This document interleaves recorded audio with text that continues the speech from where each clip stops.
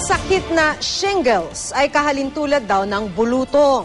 Yan ang sakit na iniinda ngayon ni dating Pangulong Gloria Arroyo. Paano nga ba ito maiiwasan? Alamin natin sa report ni Sherian Torres. I have the shingles now. Kakaupansin sa mga nakakita sa Sandigan Bayan kay Pampanga Representative Gloria Arroyo ang mga plaster sa kanyang binti. Ayon sa dating Pangulo, tinakpang rashes daw iyon dahil tinamaan siya ng shingles. Pero ano nga ba ang shingles?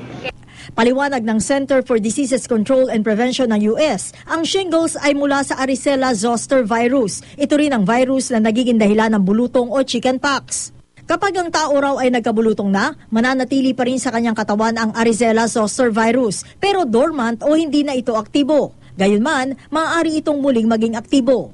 Ang nagkakaroon na ng shingles ay hindi nagkaroon na ng chickenpox. Hindi pa alam na kadahilanan ngayon, nagre-reactivate yun later in life. So, the older you get, the more chances na pwede kang magkaroon ng shingles na para kang na-allergy, makakapal yung pamumula. And then later on, magkakaroon siya ng tubig, parang may blister ka. Matapos ng mga 2 hanggang 4 na linggo, matutuyo rin yun.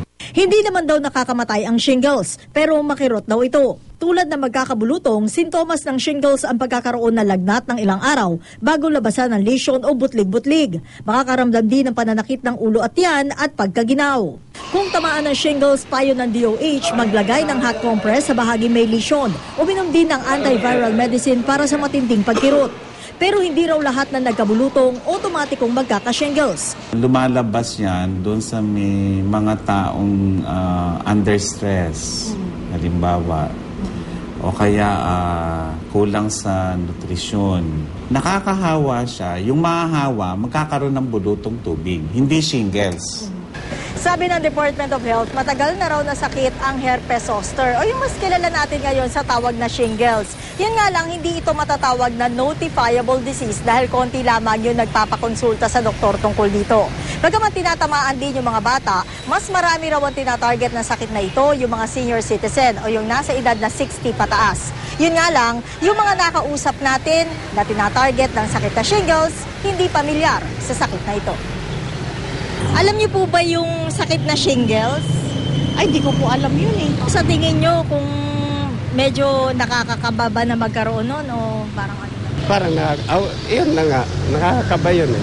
Paano niyo iiwasan yung ganong klase ng sakit? Anong gagawin yung paghahanda para sa sarili niyo? Kaya hindi na rin tayo maiwasan yun kung sakaling mayroon man yan. O kung sakaling dadapo sa atin, hindi natin maiwasan yan eh. Kaya payo ni Tayag sa publiko, bantayan ang kalusugan, kumain na masustansyang pagkain at magpabakuna ng anti-chickenpox vaccine para makaiwas sa bulutong at shingles na rin. Sherian Torres, GMA News.